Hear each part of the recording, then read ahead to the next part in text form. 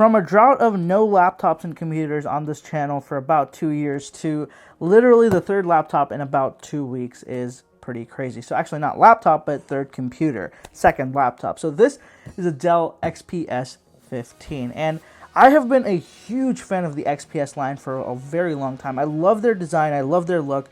And honestly, if I wasn't, into the Apple ecosystem, and if I was to buy a Windows computer to work, this would be it. The XPS would be it. So why did I buy it now? Since I am in the Windows, I'm in the Apple ecosystem, why do I need this? Well, honestly, I don't. But this is actually a gift for my brother. But he was kind enough to let me unbox it and give you guys a review of it before I gave it to him. Depending on how this goes, I may end up having to buy an XPS of my own. But let's see. I have a lot of high expectations. So, let's see what Dell does with this. I've looked at these every time I go into a store, go into Costco or something. I'm always, glaring at these. They look so good. I've just been always so enamored with the XPS line. I think the most interesting thing about them was always their bezels. They had historically thin bezels, and I just was an absolute fan of that. So let me go ahead and open up this box. So box is pretty simple. It just has the Dell logo on both sides. The specs aren't written anywhere on the box. I did get an invoice with the specs on it. I'd rather not show you the invoice because it has all my details on it, my address and all that. So I'll just tell you the details. All right, so there is another box within this box, but there is also something in this box. There's a power cable. Is there? Yep. Oh, cool. So we got the power cable and this in the box. So let me put this all to the side. So there's another little box in here. So I haven't unboxed a Dell laptop since, I want to say, 2007. That's when we bought the Dell Studio, my family, and that was one of my first real get to use a lot laptops. And I love the Dell's design, and I am impressed by their packaging. I haven't seen a Dell unboxing in a hot minute, so this looks fantastic to me. Black box, just a lift-up style box. So let me go ahead and lift it up. And this has the charger separately. I'm guessing this is done so that depending on the region they send it to, they can just quickly swap out the cables they use, which could make a lot more sense. So let me go ahead and lift up the box. Pulls right out. And there you go. So there is nice cushion material in there, so that's good. Felt. And here we go. We've got the laptop right here. This is an XPS 15, and it is coming out. Come on. All right. Oh boy, this is a heavy boy. This is chunky. This is thick. So it's got, of course, that fantastic build quality. So let's see what else is in here. So we've got warranty, safety, regulatory information, Dell XPS 15, and that's about it. This is, oh, that's cool. So this box is made from 100% recycled plastics, 50% from the oceans. So they've got a little, is that a whale or a dolphin? I don't know. I'm not great with my aquatic mammals, so that is either a whale or a dolphin, and that looks pretty cool. So this is a lot heavier than I expected it to be, but it's a 15-inch a heavy-duty laptop, so I gotta expect that. Okay, so there is a pull tab. So you pull it, and okay. It doesn't come out as neatly as you'd expect it to, but this is fantastic. So, as I was saying, the specs on this bad boy. So, this isn't a latest gen machine. This is a little bit of an older machine. I believe this came out in 2018 at some point. This is a Coffee Lake i7 9750H, I believe. 6 cores. It's got this, it's got 512 GB of NVMe SSD, which is fantastic. It's got 16 gigs of RAM and a NVIDIA, let me look it up. It has a dedicated graphics card. I'm going to give you the exact number because I know people like that. So it's got the GTX 1650, which has 4 gigs of GDDR5 graphics, and then it's got 16 gigs of DDR4 2666 megahertz of RAM. So that's a pretty decent speed, I want to say, for a laptop. 2666. It's definitely better than my MacBook Pro, I'll tell you that. So, build quality. All aluminum here, but you guys can see in the middle here that this is it looks to be plastic. It could be a different material. Yeah, that feels like plastic. Pretty decent quality though. That's not the issue. It is just a little bit weird to have this metal sandwich with plastic in the middle. Just pretty cool. So I/O wise, you've got the headphone jack, USB-C, HDMI, a USB-A, and the power cable, I believe. Yeah, that looks like power. And then on this side, you've got SD card reader and a USB-A again. And this is the battery life indicator. So let's see if it has any juice. Let me push this in.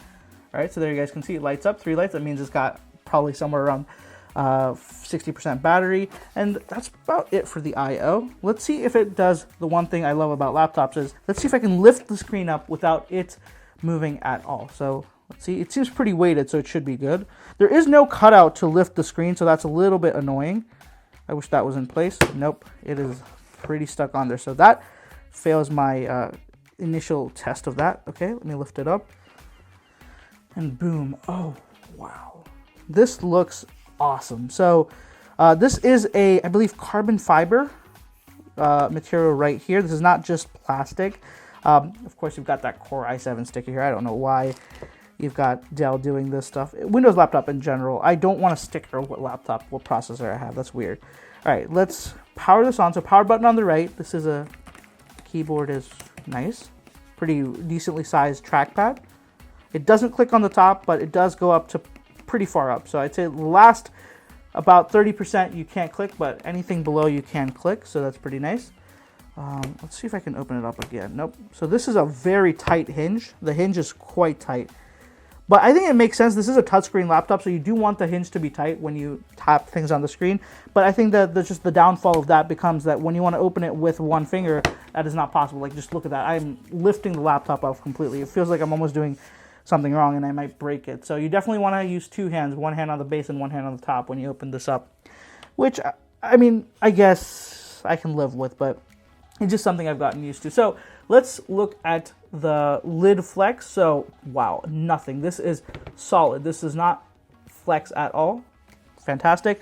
Let's look at the deck over here. Nope, no creaking, no twisting, no give whatsoever. Build quality, fantastic. So let's go ahead and power this baby on and let's look at the screen. So this is a 4K screen with touchscreen, which is just mind-blowing. It's awesome. I hit the power on. No signs of life just yet. I think maybe I have to hold it down. There we go. Okay, you have to hold it down for a little bit. So there is a backlit keyboard, as you guys can see, and there is also a LED light right here, which, okay, there you go. You can see that. There's an LED light right there. And there we go. Booting up. Looks really cool. I love this carbon fiber design over here, but I'm not sure if it's for everybody. I think it looks cool, but I feel if you're somebody who wants a simple, clean look, this might not be it. I also think that the silver is a little bit weird of a mismatch because the interior is all black, so why not have a black exterior as well? I think that would have flowed well a little bit more, but, you know, what can you do? Though I got this for a pretty good deal, so I'm not complaining.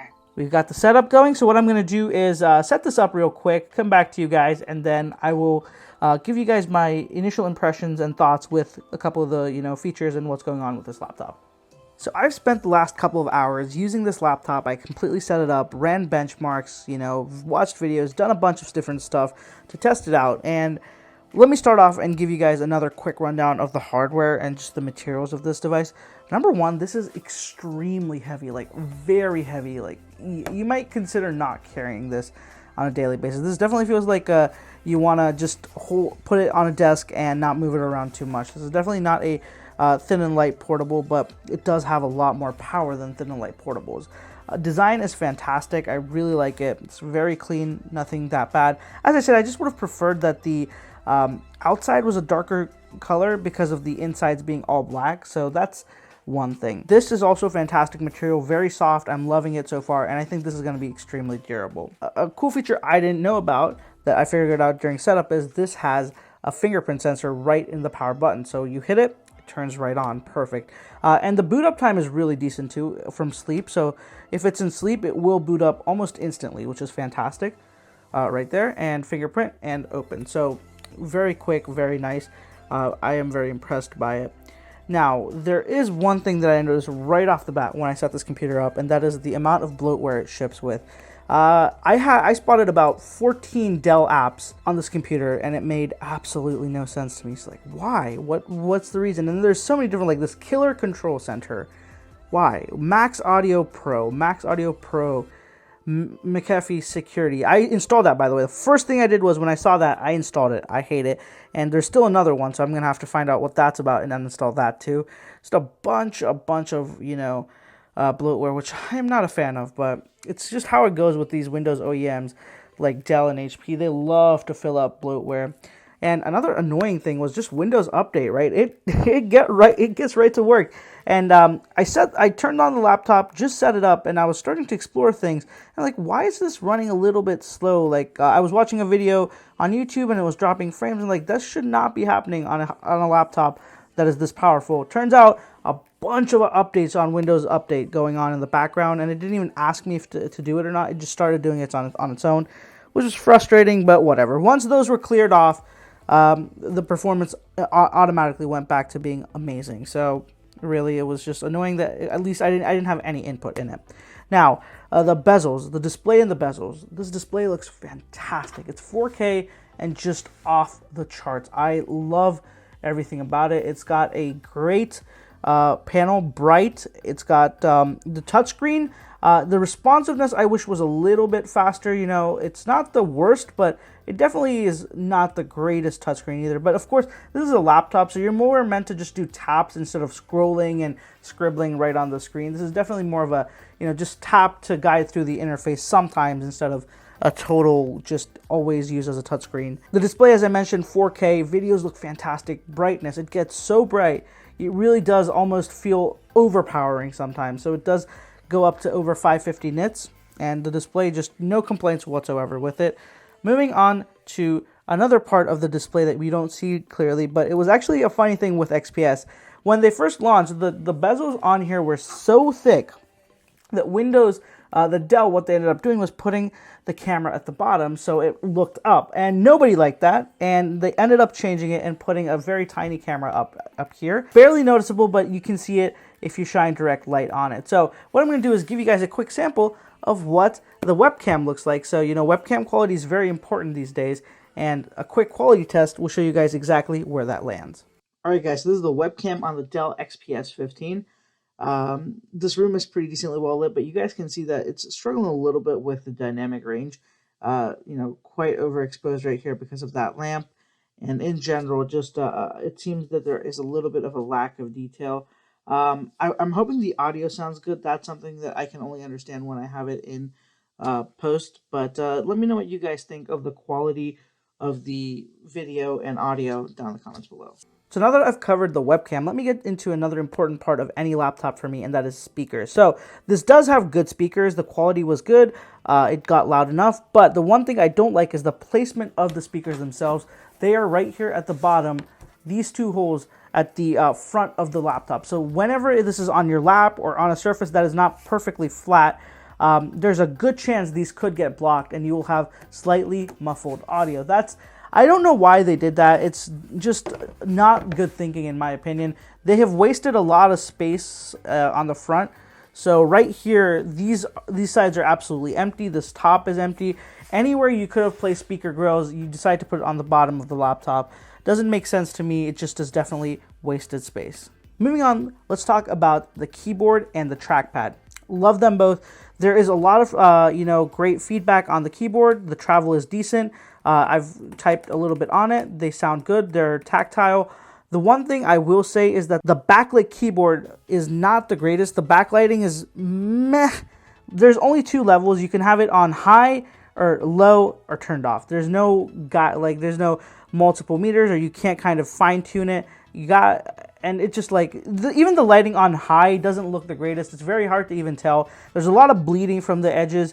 It's kind of just like, it's not placed in well. It just feels like a bunch of random LEDs thrown in. They haven't been lit perfectly through the bottom. Like when you see a good backlit keyboard, you shouldn't be able to tell where the light is coming from. And this, you can clearly tell the light. It just bleeds out from the edges, and not a fan of that. But at least you do have backlit keyboards.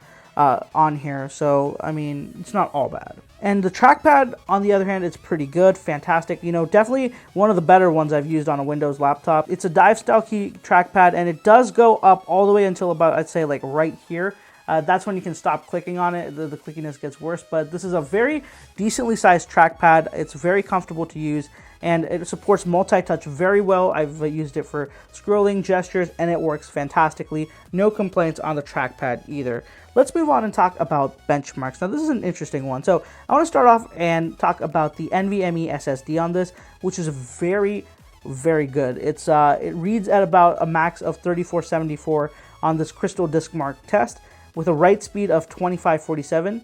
So this was, of course, the first test. This is a large file, I believe, which runs, so it's got 8 queues, 1 thread, with a sequential 1 megabyte file. So that's that. And they have a bunch of other tests. Now, I'm not going to act like I'm an expert and understand what the difference between the number of queues and threads are going to make to the speed of this device, or what exactly impacts on the hard drive side. But you guys can see on screen. I'll just pop it up for you guys. You'll see exactly what the read-write speeds are. But I am impressed because 3400 on the read and 2600, almost 2500 on the write. Fantastic speeds overall for the SSD, and that is never going to give you an issue. Then after that, I did run a Geekbench score as well. So this is just the CPU score.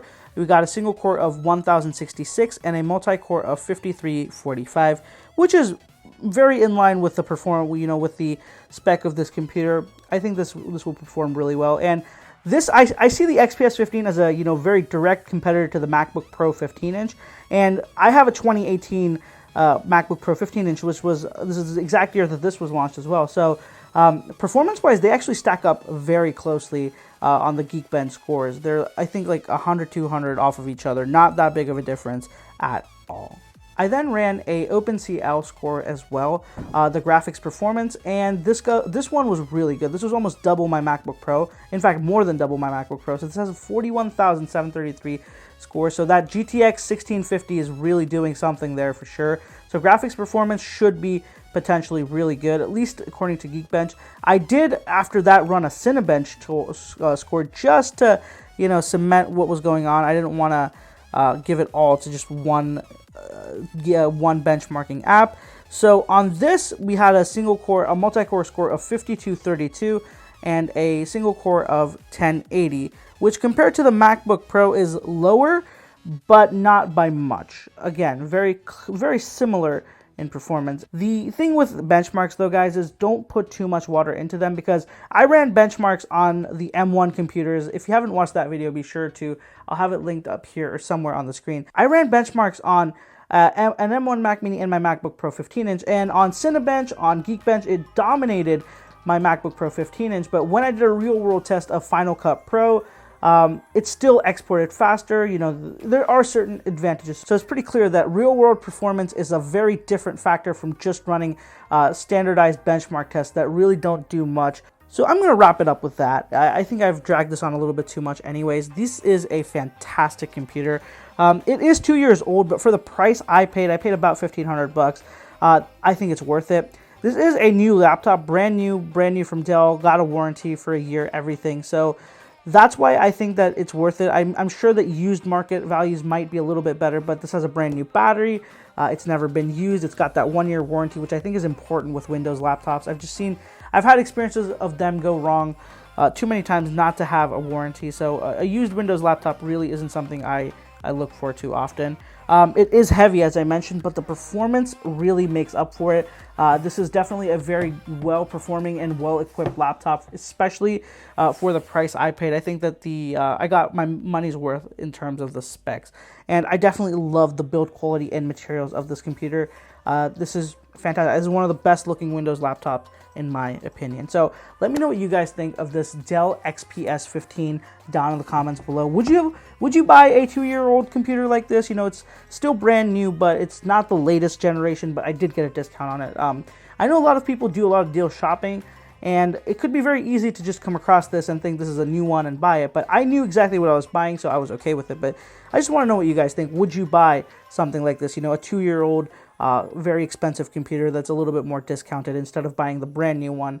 and paying more money, or just buying a used one and not dealing with this at all. I would love to know what you guys think, and if you haven't already, be sure to follow me on social media. A lot more content coming soon, and I post all the behind the scene updates and just random stuff there. So if you want to check that out, be sure to follow over there. I'll have all the links on the screen, of course, and down in the description as well, so be sure to head over there. And if you haven't already, be sure to subscribe to the channel for more content. Thank you so much for watching, guys. I will catch you in the next one.